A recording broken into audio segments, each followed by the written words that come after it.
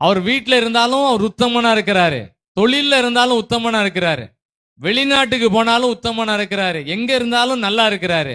காரணம் அவரோட பயோடேட்டா. இங்க இருக்கிற உங்களோட என்னோட பயோடேட்டா எப்படி இருக்கணும்னு சொன்னா, யோபு மாதிரி கிளியரா இருக்கணும்.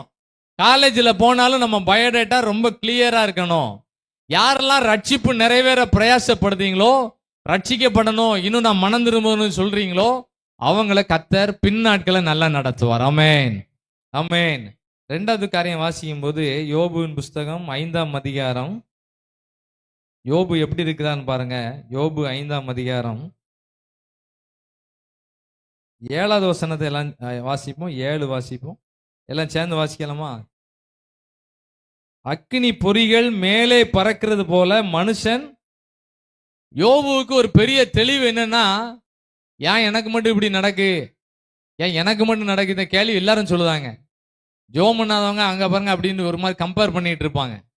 ஏன் எனக்கு மட்டும் நடக்கு, நான் என்ன செஞ்சேன், நான் ஏசப்பாவுக்கா என்னெல்லாம் செஞ்சேன் அப்படிலாம் சொல்லுவாங்க. யோபு சொல்றாரு, அக்கினி பொறிகள் மேலே பறக்கிறது போல மனுஷன் வருத்தம் அனுபவிக்க பிறந்திருக்கிறான். யோபுவுக்கு ஒரு பெரிய தெளிவு என்ன இருந்துச்சுன்னா, வாழ்க்கையில எல்லா கஷ்டங்களும் எல்லாருக்கும் வரும் அப்படின்னு சொல்லிட்டு எனக்கு ரிட்டையர்மெண்ட்டை கொடுங்க, இல்லைன்னா எனக்கு என்ன மேலே எடுத்துக்கோங்க அப்படி கேட்கல. நிறைய பேர் ஜெபிக்கிறது காரியம் என்ன ஜெபம் பண்ணுவாங்க, நான் மேலே வாரேன் ஆண்டவரேன்னு சொல்லுவாங்க. இந்த ஜெபத்தை யாருமே பண்ணக்கூடாது. எந்த ஜெபம் பண்ணக்கூடாது? மேலே வாரேன்னு யாரும் கேட்காதீங்க. இந்த உலகத்துல நிறைய ப்ராஜெக்ட் நம்ம கொடுத்துருக்கிறாரு, நிறைய வசதி வாய்ப்புகளை கொடுத்துருக்கிறாரு, நிறைய ப்ராஜெக்ட் கொடுத்துருக்கிறாரு. அதை சப்மிட் பண்ணி ஆண்டவர் வெரி குட்னு சொல்லணும். அதுக்கு பிறகுதான் என்ன மேல மேல போறதை பத்தி கர்த்தர் யோசிப்பாரு.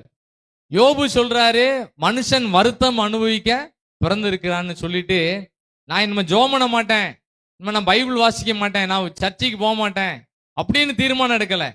அவர் என்ன சொல்றாராம் பாருங்க அடுத்த வசனத்துல. 8வது வசனம் வாசிங்கலாம் சேர்ந்து.